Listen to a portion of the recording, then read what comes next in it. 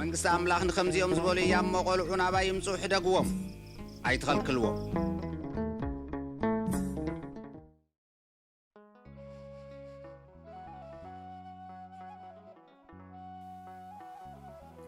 بسم እግዚአብሔር አቦን ወድን መንፈስ ቅዱስን ሓደ አምላኽ ትምህርቲ ሥላሴ መን ፈጠረካ ካልኣይ ክፋል ሥላሴ አካሎን ከመዩ ሙሉ ሰፊሕ ረቂቕ ናይ ሰብከ ግዙፍ ውሱን ጸቢብ ምላቶምከ ከም ብርሃን ከም ሙቐት ከም ንፋስ ስፍሓቶምከ ካብ ጽርሐ አርያም ንላዕሊ ዝቕመቱ ካብ በርባሮስ ንታሕቲ ዝመሰረቱ እዚ ስለ ዝኾነ ንሰብ ዝፈልጦ ምንጋር እምበር ንስላሴ ዓለም ኣይውስኖምን እዩ። ስላሴ ርቀቶም ከመዩ ካብ ኩሉ ፍጥረታት ንፋስ ይረቅቕ፣ ካብ ንፋስ እሳት ይረቅቕ፣ ካብ እሳት መላእኽቲ ይረቁ፣ ካብ መላእኽቲ ነፍስና ትረቅቕ፣ ካብ ነፍስና ድማ ስላሴ ይረቁ። ነፍስና ንስላሴ ከመይላያ ትረአዮም ከም እምባ ስላሴ ባህርያቶም ከመዩ ዘይጠሚ ዘይጸምእ ዘይሓምም ዘይደክም ዘይመውት ናይ ሰብከ ጠማይ ጸማኢ ሓማሚ ደኻሚ መዋቲ ስም ሓድነቶም ስሞም መን እዩ? እግዚአብሔር አምላኽ ጸባኦት ፈጣሪ አዶናይ መለኮት ስም ስጋዊዮም ከም ኢየሱስ ክርስቶስ መድኃኔ ዓለም አማኑኤል። ኢየሱስ እንታይ ማለት እዩ? ፈውሲ ክርስቶስ ማለትከ ክቡር መድኃኔ ዓለም ማለትከ ተሰቂሉ ዓለም ዘድሓነ ዓለም ዝተባህለ መን እዩ? ሰብ አማኑኤል ማለት ከንታይ ማለት እዩ? አምላኽ ኮሎ ሰብ ዝኾነ ሰብ ኮሎ አምላኽ ዝኾነ ሰብ ናይ ባህሪ ስሙ እንታይ እዩ? ሰብ ናይ ግብሩ ስሙ ከንታይ ይበሃል? መልአኽ ወይ ድማ ሰይጣን ይበሃል። እንታይ እንተገበረ መልአኽ ይበሃል? እንተ ጾመ እንተ ጸለየ እንተ ሰገደ እንተ ቆረበ እንተ አፍቀረ እንተ መጽወተ እንታይ እንተገበረ ሰይጣን ይበሃል? እንተ ዘይጾመ እንተ ዘይጸለየ እንተ ዘይሰገደ እንተ ዘይቆረበ እንተ ዘይአፍቀረ አስራትን በኩራትን እንተ ዘይአውፅአ ይቕጽል። ክብሪ ንእግዚአብሔር አምላኽ ድንግል ንዝኾነት ወላዲቱ ክቡር ንዝኾነ መስቀሉ ንዘፍቅሮም ቅዱሳኑ አሜን።